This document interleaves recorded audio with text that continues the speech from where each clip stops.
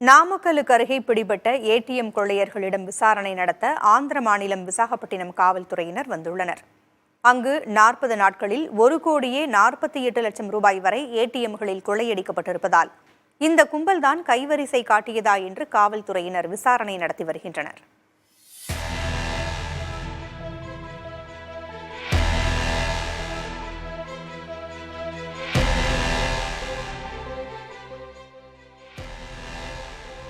ATM கொள்ளை வழக்கில் தொடர்புடைய ஹரியானா மாநிலத்தை சேர்ந்த 7 பேர் கொண்ட கும்பலில் ஒருவர் என்கவுண்டரில் உயிரிழந்த நிலையில் மற்ற 6 பேரை நாமக்கல் காவல்துறையினர் கடந்த 27ஆம் தேதி கைது செய்தனர்.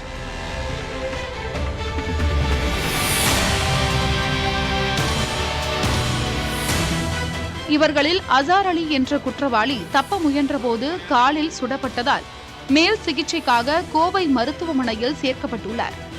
அவருக்கு காயம் அதிகமாக இருந்த நிலையில் காலை அகற்றும் அறுவை சிகிச்சை மேற்கொள்ளப்பட்டது.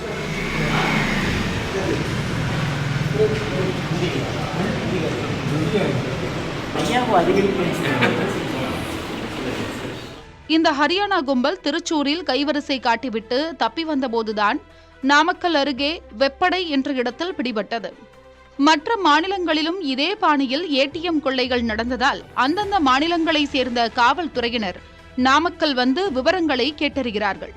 ஆனால் இங்கு காவல்துறையினர் காட்டும் பெயர் உள்ளிட்ட ஆவணங்களுக்கும் வெளி மாநில காவல்துறையினர் காட்டும் ஆவணங்களுக்கும் முரண்பாடுகள் உள்ளன.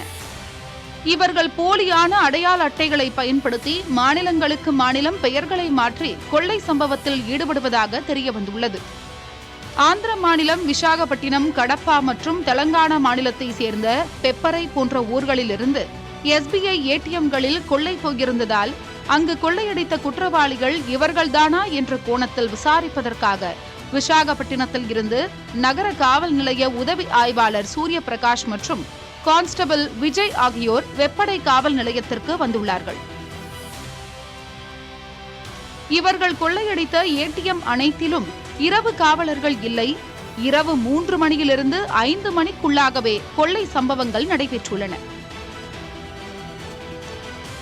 இந்நிலையில் கேரளா, ஒடிஷா மாநிலத்தை சேர்ந்த காவல்துறையினர் இந்த கொள்ளை கும்பலை கைது செய்வதற்கான உத்தரவை சேலம் சிறையில் வழங்கி அதன் பின்னர் நீதிமன்றத்தில் மனு தாக்கல் செய்து கேரளா, ஒடிஷா அழைத்து சென்று விசாரணை நடத்த உள்ளதாக காவல்துறை தரப்பில் தெரிவிக்கப்படுகிறது. கேரளாவில் நடைபெற்ற கொள்ளை சம்பவத்திற்கு முகமது இக்ரம் தலைமையேற்று கொள்ளையை அரங்கேற்றியுள்ளதும் இவன் மீது மேற்கு வங்கத்தில் பல்வேறு காவல் நிலையங்களில் கொள்ளை வழக்குகள் நிலுவையில் உள்ளன. இதுபற்றி மேற்கு வங்க காவல்துறை தகவல் அளித்துள்ளதாக நாமக்கல் எஸ்பி ராஜேஷ் கண்ணா தெரிவித்துள்ளார். புதிய தலைமுறைக்காக செய்தியாளர்கள் துரைசாமி மற்றும் மனோஜ் கண்ணா.